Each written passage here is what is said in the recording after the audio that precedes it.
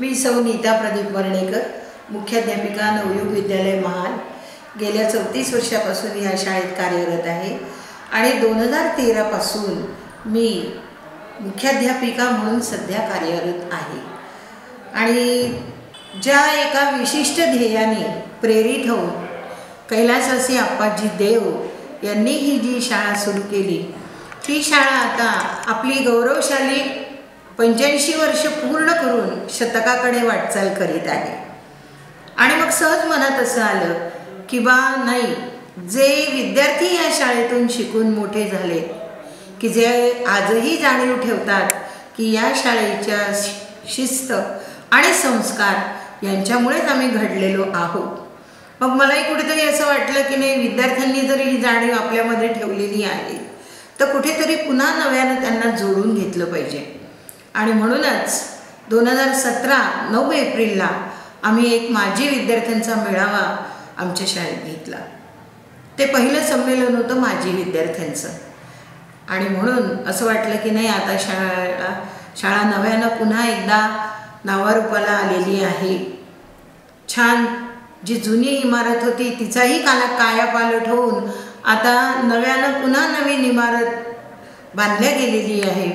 मग असं असताना पुन्हा एकदा विद्यार्थ्यांशी जोडावं, संवाद साधावा असा विचार मनात आला आणि म्हणूनच येत्या 25 डिसेंबरला आम्ही माजी विद्यार्थ्यांचं एक संमेलन आयोजित केलेलं आहे। आणि या संमेलनाला सगळ्या विद्यार्थ्यांनी आवर्जून उपस्थित राहावं याच्यासाठी मी सर्वांना आवाहन करीत आहे। आपणही यावं आणि आपल्याबरोबर इतर विद्यार्थ्यांना देखील सांगावं। सन 1965 पासून जवळपास आपण बॅचेस जोडलेल्या आहेत, तर या सगळ्या विद्यार्थ्यांनी पुन्हा एकत्रित यावं आणि 25 डिसेंबरला आपण सगळ्यांनी या संमेलनात सहभागी व्हावं याच्यासाठी मी आपल्याला आवाहन करीत आहे, आमंत्रित करीत आहे। आपणही यावं आणि इतरांनाही येण्यासंबंधात सांगावं। कसं आहे, ही शाळा 85 वर्षाची जुनी परंपरा लाभलेली, गौरवशाली अशी ही समाजात एक वेगळं नाव असलेली ही शाळा आहे। अगदी पोखरण इथल्या अणुस्फोटात सहभागी असलेले आदरणीय शरदराव वेले किंवा आपल्या समितीच्या माजी संचालिका, राष्ट्रसेविका समितीच्या माजी संचालिका प्रमिलाताई मेढे यांच्यासारखे सगळे नावाजलेले विद्यार्थी आपल्या शाळेची देण आहे। समाजात आज ते कार्यरत आहेत आणि आपल्या कीर्तीचा सुगंध ते देश विदेशात पसरवित आहेत। आणि म्हणूनच मग अशा वेळेला वाटतं की पुन्हा या सगळ्यांनी एकत्र यावं आणि संपर्क साधावा आणि पुन्हा शाळेशी जी आपुलकी, जो जिव्हाळा त्यांनी जपलेला आहे तो पुन्हा एकदा व्यक्त करण्यासाठी शाळेत यावं। मंगळवार दिनांक 25 डिसेंबरला आपण सकाळी 9 वाजतापर्यंत इथे एकत्रित येत आहोत। शाळेच्या या इमारतीतच हा कार्यक्रम घेतला जाणार आहे। आपण सगळ्यांनी यायचं आहे। सुरुवातीला परिचय, नोंदणी होईल आहे, त्याच्यानंतर चहापान नाश्ता होईल आहे आणि मुख्य कार्यक्रम 10-10:30च्या दरम्यान आपला सुरू होईल। 10:30 ते जवळजवळ 11:30 पर्यंतचं हे आपलं पहिलं उद्घाटनाचं सत्र राहणार आहे। आणि या उद्घाटनाच्या सत्राकरता आपल्याला आदरणीय माधवजी लाभे आणि आदरणीय निरंजन देशकर हे 2 प्रमुख अतिथी म्हणून आणि उद्घाटक म्हणून लाभलेले आहेत। भारतीय शिक्षण मंडळाचे अध्यक्ष आदरणीय संजयजी शिरपूरकर यांच्या अध्यक्षतेखाली हा सोहळा संपन्न होत आहे। शिवाय भारतीय शिक्षण मंडळाचे कार्यवाह उपेंद्रजी जोशी हे देखील व्यासपीठावर उपस्थित राहणार आहेत।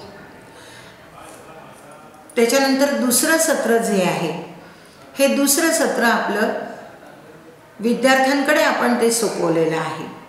जे माजी विद्यार्थी आहेत, ज्यांना असं काही वाटतं की नाही आपल्याही कलागुण या ठिकाणी सादर व्हावेत, आपलाही संवाद व्हावा किंवा आपल्याही हृदयात आजपर्यंत जे साठवलेलं आहे ते थोडंसं मनोगत आपण व्यक्त करावं, याच्यासाठी म्हणून हे दुसरं सत्र आपण विद्यार्थ्यांना सोपवलेलं आहे। आणि त्याचं सूत्रसंचालन सौभाग्यवती कुकडे आणि श्री मुकुंद पात्रीकर हे करणार आहेत। आणि हे दुसरं सत्र आपलं चालणार आहे। या सत्रात असे सगळे विविध कार्यक्रम यात होणार आहेत। त्याच्यानंतर जवळपास 2:30पर्यंत हे सत्र आपलं चालणार आहे. त्याच्यानंतर आपण